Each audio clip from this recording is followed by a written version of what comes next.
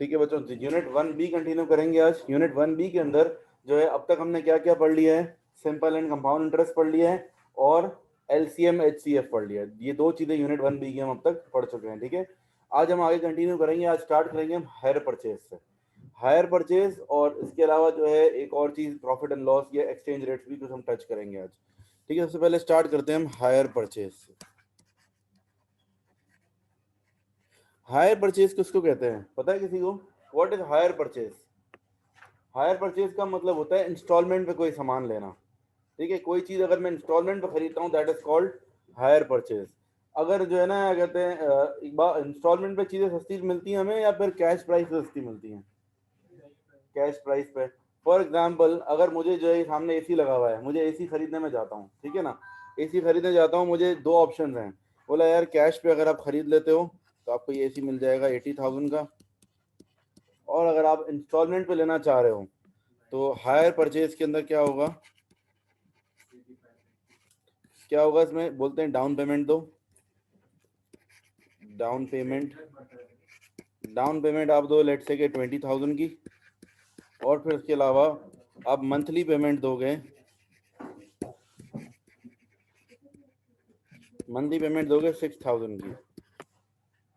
ठीक है, आपको हायर परचेज में बोला है कि डाउन पेमेंट दे दो 20,000 की और फिर मंथली इंस्टॉलमेंट दो 6,000 की। ठीक है, और कितने टाइम तक? 1 ईयर का ये हमारा प्रोसेस है, यानी कि 1 साल तक हम 6,000 भरते रहेंगे। तो आप बताओ कि कौन सा सस्ता पड़ रहा है, कैश प्राइस या हायर परचेज? कैलकुलेशन करनी पड़ेगी, एक दफा करके देख लेते हैं एहतियातन। कैश प्राइस पे तो 80,000 का मिल रहा है, साफ पता चल रहा है। हायर परचेज में कितने का मिलेगा? 20,000 की डाउन पेमेंट और तो 6,000 92। 12, यानी कि ये 72,000 हो गया, और कैश प्राइस 20,000 रुपए के डाउन पेमेंट, टोटल कितने का पड़ गया? 92,000। कौन सा लेने में फायदा है, कैश में या हायर परचेज में? ज्यादा फायदा हमेशा किस में होता है? कैश में। ठीक है, क्लियर बात है। रीजन क्या है कि देखो, जो बंदा हायर परचेज में बेच रहा है, जाहिर सी बात है उसने अपना पैसा इन्वॉल्व किया, उसने इन्वेस्टमेंट की है, तो उसको प्रॉफिट तो मिलना चाहिए ना। ठीक है, इसमें कोई प्रॉब्लम नहीं है, ये बिल्कुल सही है। और बिल्कुल एक बात जो है कहते हैं जायज़ बात है कि यार एक बंदे ने अपना पैसा इन्वेस्ट किया, आप उसको कैश प्राइस नहीं दे रहे हो। 80,000 का सामान ले रहे हो, आप उससे पैसे कितने दे रहे हो उसको? 20,000, और आहिस्ता आहिस्ता करके 6,000 करके दोगे, उसकी बेचारे की तो रकम ही टूट जाएगी। एक साथ पैसे मिलते हैं, काम आ जाते हैं, बंदा इन्वेस्ट कर सकता है कहीं और। 6,000 करके मिलेंगे तो जाहिर सी बात है वो प्रॉफिट तो रखेगा, इसमें कोई गलत बात नहीं है। ठीक है, इसमें कोई ये इंटरेस्ट भी नहीं है। अच्छा, दूसरी बात ये है कि इंटरेस्ट कब होता है कि अगर कुछ ये कंडीशन हो, हमारे सिलेबस में ज़्यादातर वो नहीं आता। इंटरेस्ट कब होता है? अगर बोला जाए कि भाई 6,000 रुपये मंथली पेमेंट है, लेकिन अगर आपने कोई एक मंथ की पेमेंट नहीं दी, तो एक मंथ की पेमेंट आपने स्किप कर दी, तो अगले मंथ कितनी देनी चाहिए? 2 महीने की 12,000। लेकिन आप बोलेंगे नहीं 12,000 नहीं, अब 12,500 आपको देने पड़ेंगे, तो फिर वो 500 क्या हो जाएगा, एक तरह से इंटरेस्ट हो जाएगा या लेट पेनल्टी हो जाएगी। लेकिन नॉर्मली अगर कोई ऐसा नहीं है तो there is no interest in this process, ये ओके है, बिल्कुल फाइन है। खैर, मैथमेटिकली हम ये देखें तो ज़्यादा फायदेमंद कौन सा है हमारे लिए? Cash price. लेकिन अक्सर ऐसा होता है कि आपके पास नहीं होते पैसे। जैसे कि हमारे यहाँ पाकिस्तान में, अगर मैं आपको एग्जाम्पल दूँ गाड़ियों की, गाड़ियाँ जो है, अगर आपको कार खरीदनी है कोई, ठीक है, अगर 3 साल पहले जो है या 4 साल पहले, 4 साल पहले क्या होता था कि जो है ना कहते हैं, एक करोला अगर हम लेते थे, ग्रैंडी भी मेरे ख्याल से 23 या 24 लाख में आ जाती थी, 23 या 24 लाख में आ जाती थी, हाईएस्ट वर्जन, फुल ऑप्शन वाला वर्जन करोला का। 4 साल पहले की बात कर रहा हूँ मैं। ठीक है, और अगर कोई बंदा ऐसा हो बोले नहीं मेरे पास तो पैसे नहीं है, तो अब मैं क्या करूँ? मैं काम करता हूँ, पैसे जमा करता हूँ। उसने 4 साल तक बेचारे ने पैसे जमा किए, 24 लाख जैसे उसके बाद जमा हो गए तो पता चला गाड़ी है कितने की हो गई? 40 लाख। 24 लाख नहीं, 40। ठीक है, इस वक्त 34 की भी नहीं है, 40 की हो गई है। तो मतलब आप ये सोचो कि यार यूँ तो नुकसान हो गया उसका। इससे अच्छा क्या था, अगर उसने जो है ना उस टाइम पर हायर परचेज में भी ले लिया होता तो क्या होता कि 24 लाख की गाड़ी ज़्यादा से ज़्यादा कितने की मिल जाती हो? 27 की मिल जाती, 28 की, 30 की मिल जाती, चलो ठीक है, लेकिन फिर भी फायदे में रहता। तो ये बात भी एक है कि हायर परचेज पर लेना हमेशा नुकसानदेह नहीं होता। कभी कभार क्या होता है कि आपको फायदा भी हो जाता है। इसमें फायदा इस तरह से होता है, इन्फ्लेशन रेट अगर बहुत बढ़ जाए तो आपके लिए आप इंतजार आप हायर परचेज पे ले लेते हो, तो उसमें दो फायदे हैं ना। एक तो इन्फ्लेशन रेट बढ़ रहा है, आपको बेशक महंगा पड़ रहा है, लेकिन आप ये भी तो देखो ना, अगर आप 1 साल बाद पैसे जमा करके फिर खरीदोगे तो इसका मतलब क्या है, फिर आपको उस वक्त गाड़ी मिलेगी भी महंगी, या कोई भी चीज़ जो आप ले रहे हो वो महंगी मिलेगी। ठीक है, ऑन द अदर हैंड फिर आपको यूज़ करने के लिए भी काम आ गई फ़ौरन से। ठीक है, तो लेकिन अगर आपके पास पैसे पड़े हुए हों तब तो जाहिर सी बात है आपको क्या करना चाहिए कैश पे ही लेना चाहिए, सस्ता पड़ता है। ठीक है, एनीवेज ये जनरल नॉलेज की बातें थी। अब जरा क्वेश्चंस पे आ जाते हैं। ठीक है, पास्ट पेपर्स की जरा क्वेश्चंस देख लें हम हायर परचेज के।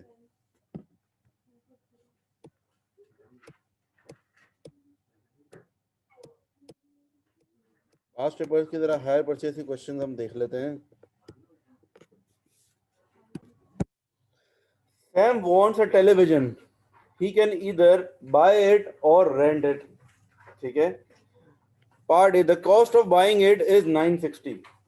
अगर इसको बाय करना है तो कितने का पड़ेगा? 960 का। सैम वुड पे a deposit of 30% followed by 12 equal monthly payments. Calculate the deposit. ठीक है, सैम को अगर एक टेलीविजन बाय कर रहे हैं तो वो या तो बाय कर सकता है या फिर रेंट आउट कर सकता है, रेंट पे ले सकता है। अगर वो बाय कर रहा है तो 960 की टोटल प्राइस है, ये बता दी हमें। ठीक है, उसमें से 30% को डिपॉजिट देना है, जिसका मतलब है 960 का 30% निकाल लो। 960 multiplied by 30%, calculator is allowed. क्या है? 288। माइनस करो 960 में से इसको, कितना बचेगा? 672। अच्छा 672 है। और क्या कहते हैं, ये तो डिपॉजिट आपने निकाल लिया। फर्स्ट पार्ट तो डिपॉजिट का हो गया। ठीक है, सेकंड पार्ट में क्या बोला है कि आपको ये निकालना है, कैलकुलेट द मंथली पेमेंट। अब कितने बच गए पैसे? 672। 672 को मंथली पेमेंट निकालो, कितने महीनों में देने हैं ये? 12 महीनों में। 672 डिवाइडेड बाय 12, $56 की मंथली पेमेंट होगी। हर महीने इसको $56 पे करने होंगे। ठीक है, चलो नेक्स्ट पार्ट पे चलते हैं। The cost of renting the television is $310 for the first year and then $20 for each month after the first year. अगर वो रेंट पे ले लेता है टेलीविजन तो क्या रूल है कि पहले साल का जो रेंट है वो कितना है? 310। और पहले साल के बाद क्या होगा? हर एक महीने का $20। ठीक है, हर एक महीने का $20। तो calculate the total cost of renting it for 3 years. अगर 3 सालों के लिए रेंट करना हो तो पहले साल का ईयर 1 का कितना लगेगा? ईयर 1 का तो हमें लगेगा 310। उसके बाद ईयर 2 से ऑनवर्ड्स तो हम क्या कर रहे थे? देखो क्या कहते हैं, ईयर 1 का कितना? $310 था। ठीक है, ईयर 2 का कितना होगा? और ईयर 3 का भी क्या होगा? 20 मल्टीप्लाई बाय 12। तीनों को प्लस कर लेंगे ना, कितना आ रहा है? 790। ठीक है, टोटल रेंट जो हो जाएगा आपका 3 सालों का 790 हो जाएगा। ठीक है, आई रिपीट वंस अगेन, पहले साल का रेंट कितना है आपका? 310 है। उसके बाद क्या है? हर एक महीने का 20। डायरेक्ट भी कर सकते थे हम। 2 साल में कितने महीने होते हैं? 24 महीने। तो 24 मल्टीप्लाई बाय 20 भी कर सकते थे। मैंने क्या किया, ईयर 1 का अलग निकाला, ईयर 2 का, ईयर 3 का, और फिर तीनों को प्लस कर दिया। एक साथ भी कर सकते, 24 महीने एक साथ भी लगा सकते ईयर 2 और 3 के। ठीक है ना, तो ये 790 हो गया आपका टेलीविजन को रेंट करने का। अच्छा, फिर बोल रहा है when will it become more expensive to rent the television than to buy it for 960। कब ऐसा होगा कि टेलीविजन को रेंट पे लेना ज्यादा महंगा पड़ जाएगा एज कंपेयर टू बाय करने के? तो अब देखोगे ना, टोटल बाय कर रहे हैं तो कितने का मिल रहा है? 960 का हमें टेलीविजन पड़ रहा है। अगर हम खरीद ही लें 960 का तो फिर जो है ना, हम एक काम ये करेंगे कि पार्ट 2 पे आ जाते हैं। हम एक काम करते हैं, टेलीविजन 960 का टोटल पड़ रहा है ना, 960 में से पहले साल के कितने हैं? 310। 960 में से पहले साल के 310 माइनस कर दो, कितने बच गए? 960 माइनस 310, 650। अच्छा, अब 650 को डिवाइडेड बाय 20 कर देंगे तो नंबर ऑफ मंथ्स आ जाएंगे। 650 डिवाइडेड बाय 20 तो ये आ जाएगा 32.5 मंथ्स। फिर से रिपीट कर रहा हूँ मैं, बात सुनो। देखो बात ये है कि ना, कहते हैं 960 टोटल कॉस्ट है टेलीविजन की, सही है? 960 टोटल कॉस्ट है, और पहले साल को रेंट अगर हम रेंट पे लेते हैं तो हमें ये देखना है कि कितने अरसे में इसका रेंट 960 से ऊपर निकल जाएगा। हमें ये देखना है कितने अरसे में इसका रेंट 960 से क्रॉस कर जाएगा। तो 960 से क्रॉस कर जाएगा तो हम क्या बोलेंगे? कहेंगे इससे अच्छा खरीद ही लें, उधार किराए पे लेने का क्या फायदा? सही है ना। मिसाल के तौर पे अगर मैं कहता हूँ कि भाई जैसे कहना है, कहते हैं अगर ये फ़ोन है, ठीक है ना, अगर एक फ़ोन है, कोई भी फ़ोन है, अगर 50,000 का कोई फ़ोन है, ठीक है, अब मुझे जो है ना अगर के किसी को कोई मेरा मेहमान आ रहा है, उसके लिए फ़ोन चाहिए 15 दिन के लिए, तो मैं खरीदूंगा या किराए पे लूँगा? मैं पूछूंगा यार किराया कितना है इसका, अगर मुझे दुकानदार कहता है यार किराया जो है ना वो एक दिन का 100 रुपये है, ठीक है ना, तो 15 दिन का कितना हो गया 1500, तो मैं क्या करूँ, बोलूँ खरीद ही लो उससे अच्छा, ठीक है। लेकिन वो बंदा जो है अगर 2 साल के लिए आ रहा है, तो फिर मैं इसको किराए पे लूँगा तो कितने का पड़ जाएगा मुझे, एक साल में 365 दिन होते हैं, तो साल के कितने हो गए 36,500, 2 साल हो गए कितने पड़ जाएंगे 72,000, जब तक रहेगा भी कि नहीं चोरी हो जाएगा ये अलग मसला है, ठीक है। लेकिन बहरहाल ये कि वैसे जो है अगर कैलकुलेशन करें ये सोच के कि चलो हम किसी सेफ मुल्क में रहते हैं, तो फिर उस लिहाज से भी क्या होगा, बेवकूफ़ी है। मतलब मैं ये देखूंगा कि यार कितने अरसे में है कि 50,000 पूरे हो जाएंगे, अगर उससे ज़्यादा टाइम के लिए वो आ रहा है तो मैं क्या करूँगा, खरीद ही लूँगा, बोलूँगा किराए पे क्या लेंगे, ठीक है ना। जैसे कि मैं आपको प्रोजेक्टर की सामने प्रोजेक्टर लगा हुआ है, प्रोजेक्टर की एग्जाम्पल देता हूँ, प्रोजेक्टर कितने का मिलता है नॉर्मली, पता है किसी को? 30,000 40,000, अच्छे से अच्छा 50,000 का मिल जाएगा आपको, अगर आप नया लोगे तो 50-60,000 का, सेकंड हैंड 30-35 का। किराए पे लेने जाओ कभी कभी दावतों वगैरह में लोग किराए पे कभी कभार लेते हैं ना, तो एक दिन का किराया होता है 5-10 हज़ार रुपये, मिनिमम 5,000 तो ले ही लेगा। आप किसी भी वीडियोग्राफर को बोलोगे ना यार प्रोजेक्टर चाहिए दावत में लगाना है, कहीं भी किसी इवेंट के लिए लगाना है प्रोजेक्टर, वो 5,000 रुपये ले लेगा आपसे। तो इसका मतलब क्या है सर कितना वर्ष वालों ने भी किराए पे लिया है। हाँ, वर्ज वाले बेटा अगर किराए पे लेते तो वर्ज बंद हो जाता बेटा, ये क्योंकि 2 साल से लगा हुआ है यहाँ पर, ये तो इतना किराया भरते रहते हैं 5-5 हज़ार रुपये, तो ऐसी ज्यादा खरीद लिया ना इसलिए। तो कहने से मुराद ये आप लोग को समझाने का मतलब ये है कि जब आपको कोई चीज़ लॉन्ग टर्म के लिए चाहिए होती है तो क्या करते हो आप, फिर आप खरीद लेते हो, और अगर आपको शॉर्ट टर्म के लिए चाहिए तो आप क्या करोगे, किराए पे ले लोगे, रेंट पे ले लोगे, ठीक है। तो अब जैसे कि यहाँ पर मैंने आपको समझाने के लिए क्या 960 की टोटल कॉस्ट थी, ठीक है। 960 में से पहले साल का किराया कितना है 310 माइनस कर दिया मैंने, 650 बचा।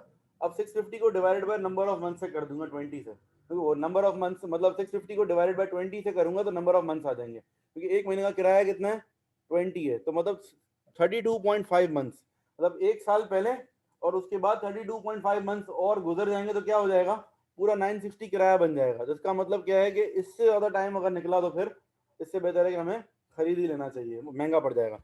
मतलब मैं कहूँगा कि एक साल तो ये हो गया, 32.5 मंथ्स मतलब कितने कितने साल हो गए, ये एक साल है और ये 32.5 मंथ्स, इसका मतलब ये है कि अगर मैं कहूँगा एक साल ये हो गया और 32.5 मंथ का मतलब कितने कितने साल हो गए, ये तकरीबन 2 साल, 2 साल में 24 मंथ हो गए, 25, 26, 27, 28, 29, 30, 31, 32, इसका मतलब ये कि 2 ईयर्स यानी टोटल 3 साल हो गए, ये 3 years and 9 months, 3 साल और 9 महीने अगर आपको चलाना हो तो क्या हुआ 30, ये फिर इसका मतलब है कि आप खरीद ही लो। ये 8.5 आ रहा है, 32.5 आ रहा है, इसको मैं राउंड ऑफ करके 33 लूंगा, क्योंकि अगर महीना शुरू हो गया तो बंदा पूरे महीने के ही पैसे लेगा, ये नहीं बोलेगा 15 दिन के पैसे दे दो मुझे, ठीक है। 32.5 मंथ्स का हिसाब नहीं होगा, 33 मंथ का ही होगा हिसाब। तो यानी कि आप ये देखो एक साल और ये और 32.5 यानी कि 33 मंथ्स और, तो टोटल कितने हो गए ये, ओवरऑल 45 मंथ्स हो गए, यानी कि 3 साल और 9 महीने। अगर 3 years और 9 मंथ्स तक आपको किराए पे लेना पड़ जाए तो इससे बेहतर क्या था कि आप उसको खरीद ही लेते। ठीक है बच्चों, बात सबको समझ में आ रही है ना? ऊपर क्वेश्चन में यही लिखा हुआ है कि when will it become more expensive to rent the television than to buy it for 960। कह रहे हैं कितने अरसे के बाद, मतलब अगर हम किराए पे लेते हैं तो कितने अरसे के बाद ऐसा होगा हम बोलेंगे यार सच हम खरीद ही लेते, मतलब बिला वजह किराए पे क्यों लिया हमने, इतना जब इतना किराया भरना था तो, ठीक है। तो ये इसका आंसर हो जाएगा। Then part C, sir last part नहीं समझ आया। ठीक है बेटा, इसमें क्या मुश्किल बात है, देखो बहुत सिंपल है, मैं एक दफ़ा रिपीट कर देता हूँ अगर कोई कंफ्यूजन है तो। देखो टोटल आपके पास जो है कहते हैं 960 की कॉस्ट है इसकी, आपको ये देखना है कि कितने अरसे में, मतलब मैं किराया भरते भरते 960 से भी क्रॉस हो जाऊंगा, तो इससे बेहतर था कि मैं खरीद ही लेता उसको, ठीक है ना। 960 में से पहले साल का किराया कितना है 310, तो वो मैंने माइनस कर दिया, जो अमाउंट आई 650 की, अब उसको मैंने डिवाइडेड बाय 20 किया, क्योंकि पर मंथ की कॉस्ट कितनी है, पर मंथ का किराया कितना है 20 है, डिवाइड किया 32.5 मंथ्स आ रहे हैं, तो 32.5 मंथ्स का तो नहीं होगा, ये 33 मंथ्स ही काउंट करेंगे इसको हम, ठीक है ना। तो अब क्या होगा, क्या कहते हैं, एक साल ये और 33 मंथ्स और, तो 33 अगर मैं दोनों को मिला लूँ तो ये ओवरऑल कितने हो गए, 12 महीने, एक साल में कितने होते हैं 12 महीने, और इसमें 33 मंथ्स, और टोटल कितने हो गए ये 45 मंथ्स। 45 मंथ्स का मतलब है कि 3 years and 9 months। After 3 years and 9 months, 3 साल और 9 महीने अगर गुजर जाएं तो इसका मतलब क्या है कि अब हमारे लिए उसको बेहतर था कि हम उसको खरीद ही लेते, किराए पे लेने से बेहतर है, क्योंकि हमारा जो किराए पे लेना हमें ज़्यादा महंगा पड़ जाएगा। ठीक है ना, तो ये इसका कॉन्सेप्ट है। अच्छा, फिर आते हैं पार्ट सी पर। In a sale a television is reduced from 960 to 900। एक सेल लगी हुई है, इसमें टेलीविजन की प्राइस 960 से कितनी हो गई 900। Calculate the percentage discount. अच्छा, परसेंटेज चेंजेस निकालने का सिंपल तरीका क्या है, परसेंटेज डिस्काउंट हो या परसेंटेज प्रॉफिट हो, कुछ परसेंटेज चेंज का फॉर्मूला होता है new value minus old value upon old value multiply by 100। ठीक है। अच्छा, नई वैल्यू कितनी हो गई हमारी 900, पुरानी वैल्यू कितनी थी 960, डिवाइडेड बाय क्या करेंगे 960 old value into 100। Answer minus में आएगा, माइनस में आएगा, लेकिन हम उस माइनस को इग्नोर कर देंगे क्योंकि माइनस इस बात को रिप्रेजेंट कर रहा है कि डिस्काउंट पे मिल रहा है। अगर प्लस में आता तो प्रॉफिट पे होता, अगर प्रॉफिट पे होगा तो मतलब परसेंटेज इंक्रीज होगा तो प्लस में आएगा, परसेंटेज डिक्रीज हो रहा है इस वजह से माइनस में आता। ठीक है, अब कैलकुलेट कर लो, उसका आंसर क्या आ रहा है 6.25%। आपको आंसर माइनस में नहीं देना, इवन के आंसर माइनस में आ रहा है, लेकिन माइनस का मतलब है डिस्काउंट है, ये 6.25 का डिस्काउंट है, खुद से इन्होंने कह दिया कि डिस्काउंट है। ठीक है, हायर परचेज।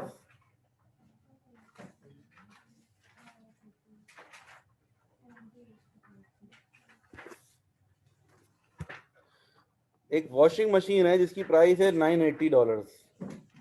ठीक है, फाइनेंस ऑफर, पे अ 20% deposit and 24 monthly payments of $36 each.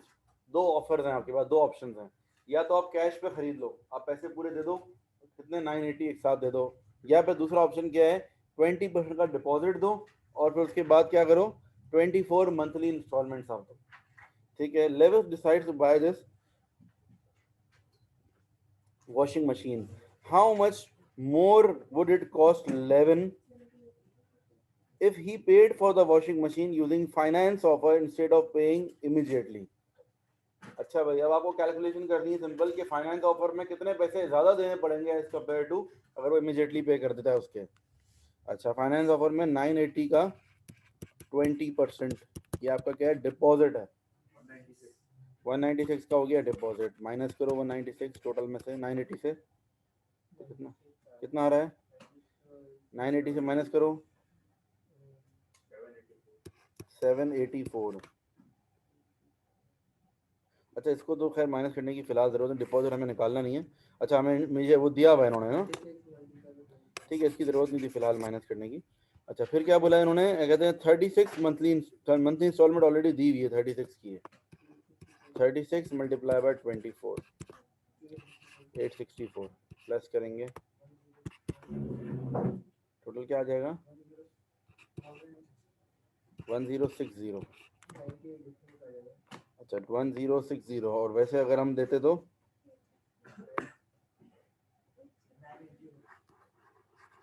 Cash price 980, यानी ये कितने का डिफरेंस आ जाएगा 80 का डिफरेंस आ जाएगा।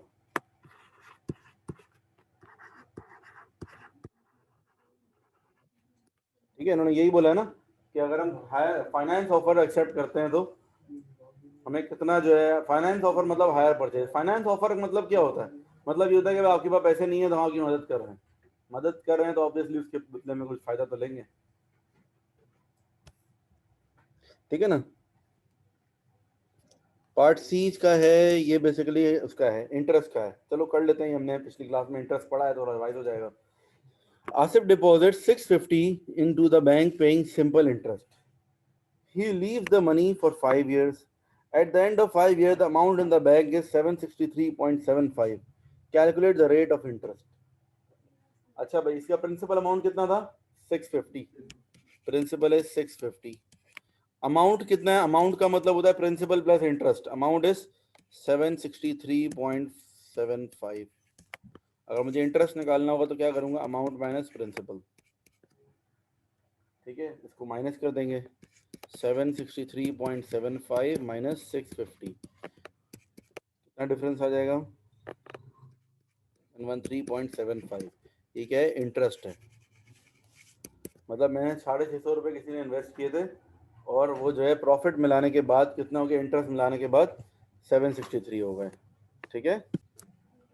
अच्छा भाई देखो, इंटरेस्ट जो है कितना है? 113.75। अब आपको रेट निकालना है। आपको 113.75 का इंटरेस्ट मिल गया है। इसका मतलब है फॉर्मूला क्या है इंटरेस्ट का? PRT/100, ये इंटरेस्ट का फॉर्मूला होता है। ठीक है, इजिकल्स टू इंटरेस्ट आपके पास है 113.75। यहाँ से आपके पास क्या अननोन है? सिर्फ रेट अननोन है, बाकी सब चीज़ें पता है, हम डाल देंगे बाकी चीज़ें। प्रिंसिपल 650 है, रेट हमें नहीं पता, और टाइम कितना है? 5 years अपॉन 100 इजिकल्स टू 113.75। ठीक है, इसको मल्टीप्लाई करेंगे, ये एक जीरो से जीरो तो कट जाएगा। ठीक है, क्रॉस मल्टीप्लाई कर दो, ये वहाँ ले जाओ। R equals to 113.75 into 10 divided by 65 into 5। करो, कितना? 30, नहीं सही से निकालो बेटा, कैलकुलेट कर लो बेटा, इतना मुश्किल तो नहीं, क्या हो गया? सबके अलग अलग क्यों आंसर आ रहे हैं?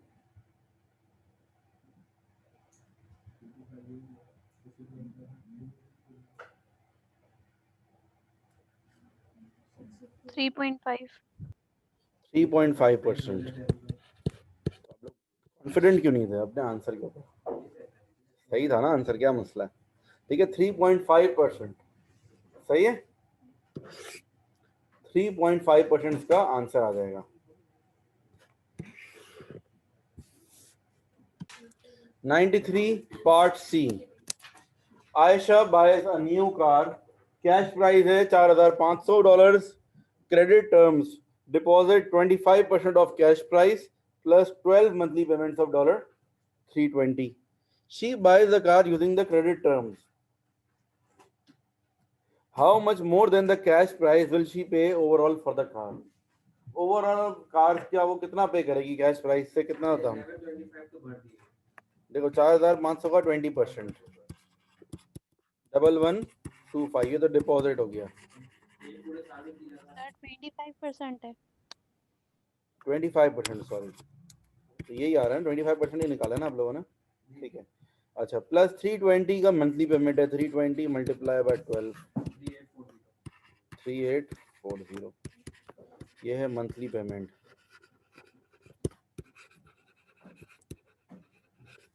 अब इनको आप ऐड कर लो, 4965, नहीं 3840 तो नहीं, ऐसा थोड़ी है रूल। क्या लिखा हुआ है? 12 मंथली पेमेंट्स ऑफ 320 की 12 पेमेंट है भरनी। डिपॉजिट बेशक रखवा दी, डिपॉजिट के अलावा इतने और देने हैं, तभी तो महंगा पड़ेगा, वरना तो ये कैश प्राइस सस्ता महंगा पड़ जाएगा अगर हम ये सोचेंगे तो। ठीक है ना, तो कितना हो जाएगा? ये 3840 है और प्लस 1125, टोटल ओवरऑल कितना, कितने की पड़ गई गाड़ी इसको? 4965 की। How much more than the cash price? Difference निकालो, डिफरेंस निकालोगे तो कितना हो जाएगा? ये 4965 माइनस 4500, यानी कि 465 एक्स्ट्रा देना पड़ेगा अगर वो हायर परचेज पे जाता है तो। ठीक है, अच्छा भाई, एक्सचेंज रेट की बात कर लेते हैं। एक्सचेंज रेट क्या होता है? देखो, जब आप किसी दूसरे कंट्री में जाते हो तो आपको नॉर्मली जो है कहते हैं डॉलर्स लेके जा, उस कंट्री की करेंसी चाहिए होती है। ठीक है ना, अभी आजकल जो है इस दफ़ा पाकिस्तान से टर्की बहुत सारे लोग गए हैं। ठीक है ना, तो टर्की में कौन सी करेंसी चलती है पता है आप लोगों को? टर्की में चलता है लेरा। ठीक है, अब मसला ये है कि ना क्या कहते हैं, अगर आप टर्की जा रहे हो तो ऑब्वियसली आप लेरा खरीद के जाओगे, तो दो ऑप्शंस हैं, या तो आप यहीं से लेरा खरीदो या फिर आप जाकर टर्की से लेरा लो। ज़्यादा फायदेमंद कौन सा ऑप्शन होता है? हेरा नहीं, लेरा, ठीक है। अगर आप जो है ना क्या कहते हैं, नॉर्मली एक एडवाइस है, जब भी आप कभी ट्रैवल करो इंटरनेशनल, तो जो है ना जिस कंट्री जा रहे हो ना वहीं से जाकर करेंसी खरीदा करो। अगर आप सिर्फ डॉलर्स लेके जाओ, ठीक है, पाकिस्तान से, और आप वहीं से जाकर करेंसी लोगे तो वो आपको ज़्यादा फायदेमंद होगा। क्योंकि जो है ना क्या कहते हैं, अगर मैं पाकिस्तान में हूँ ना और मैं लेरा खरीद रहा हूँ, मुझे महंगा मिलेगा, क्योंकि पाकिस्तान में लेरा की जो है क्या कहते हैं सप्लाई कम होगी और डिमांड, मतलब लोग खरीदने वाले ज़्यादा होंगे लेकिन बेचने वाले बहुत कम लोग होंगे, ठीक है ना।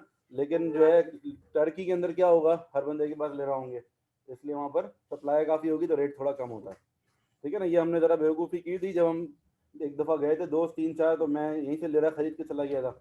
मेरे एक दोस्त ने होशियारी की, उसने कहा नहीं यार मैं तो डॉलर लाया हूँ, वहीं से खरीदूंगा, तो काफ़ी रेट में डिफरेंस था। तो ये एक मशवरा है आप लोगों को, ठीक है। एनीवेज, अब एक्सचेंज रेट कभी भी आपको करना हो, अगर फॉर एग्जांपल जो है इस तरह है कि $1 इज इक्वल्स टू 160 रुपीज़, ये नॉर्मली पाकिस्तान में आजकल एक्सचेंज रेट चल रहा है। 160 मैंने राउंड फिगर ले लिया है, 159 161 ऐसा कुछ चल रहा होगा, चेंज होता रहता है 1-2 रुपये आगे पीछे। अब आपको अगर कन्वर्जन करनी है, अगर आपको ये निकालना है कि भाई क्या कहते हैं कन्वर्ट करना है, कि अगर मेरे पास जो है क्या कहते हैं अ मैन चेंज्ड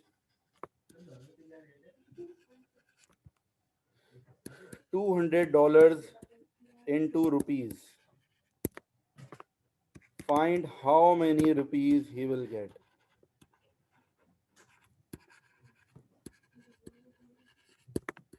कितने मिलेंगे, कैसे कन्वर्जन करेंगे?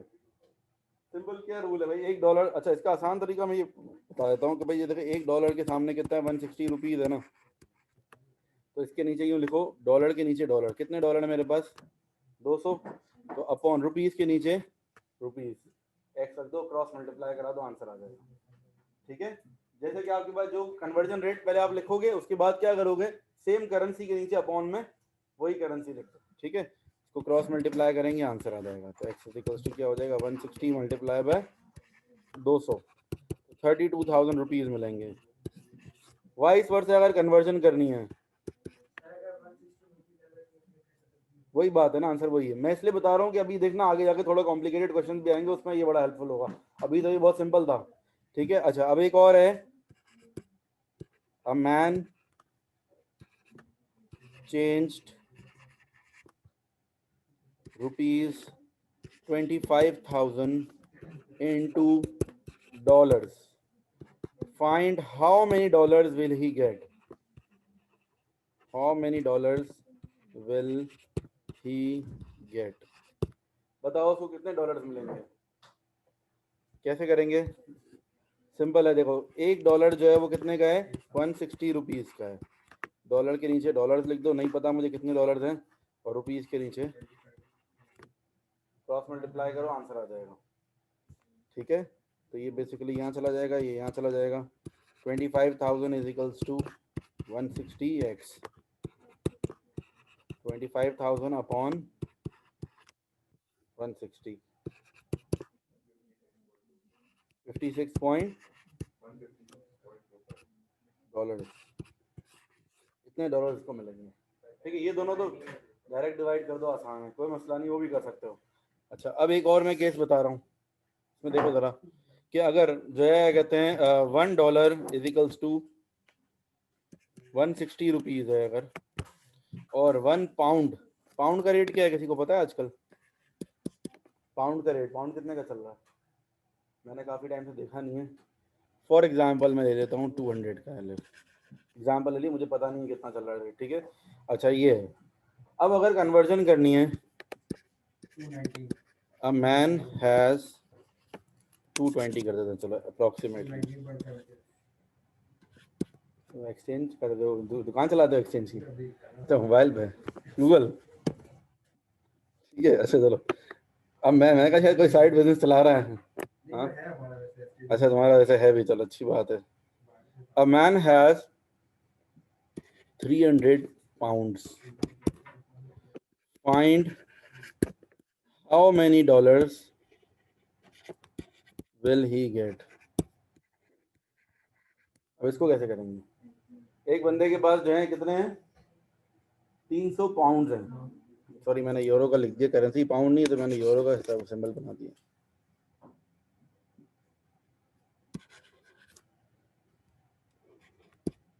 ठीक है, a man has 300 pounds, find how many dollars will he get। अब उसको पाउंड को किस में कन्वर्ट करना है, डायरेक्ट डॉलर में।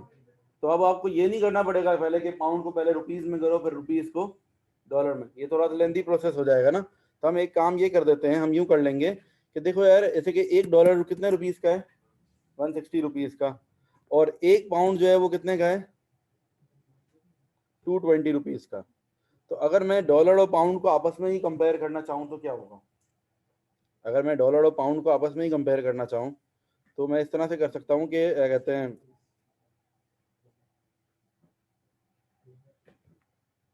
अगर मैं ये कर लूँ कि पहले मुझे जो है ना क्या कहते हैं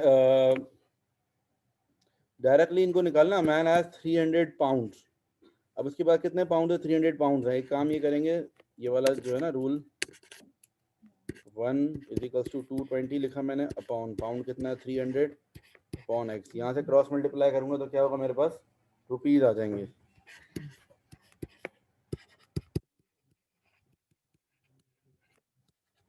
क्या आएगा आंसर, ये मेरे पास रुपीज में आ गए। ठीक है, फिर मैं इसको डॉलर्स में कन्वर्ट कर लूंगा। एक तरीका तो ये है, फिर उसको आंसर निकालो,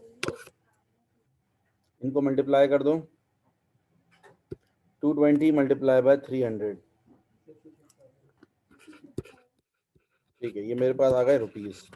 ठीक है, अब मैं इन रुपीस को किस में कन्वर्ट कर लूंगा, डॉलर्स में। तो ये हो जाएगा आपका 1,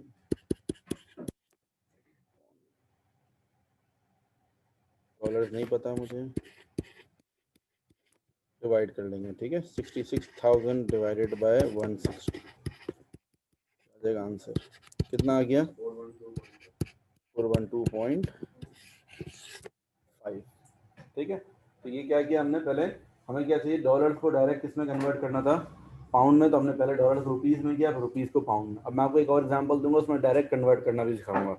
ठीक है, पास्ट पेपर से एग्जाम्पल में पास्ट पेपर से क्वेश्चन नंबर 82 देखोगे, क्या the rate of exchange between pound and dollar is 1 pound is equal to 1.87 dollars, और दूसरा है 1 pound is equals to 1.21 Euros.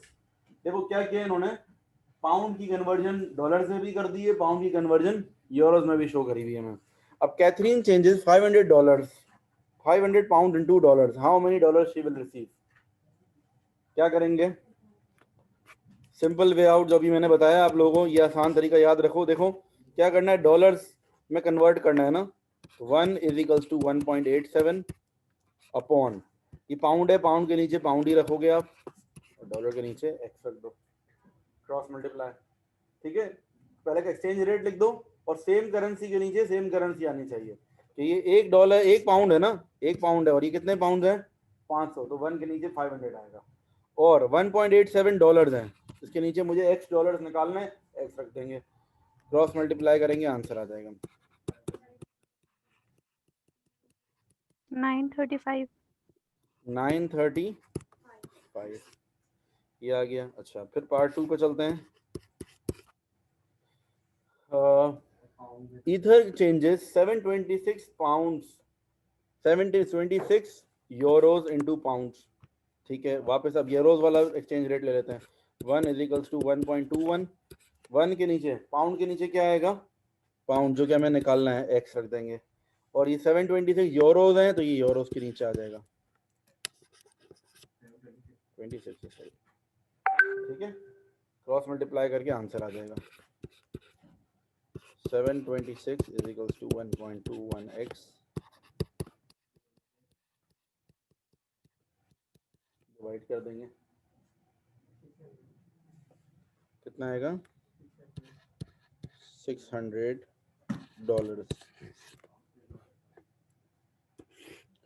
अच्छा भाई, अब तीसरा क्या है, रोज चेंजेस $850 इनटू यूरो। अब डॉलर का डायरेक्ट यूरो से कन्वर्जन।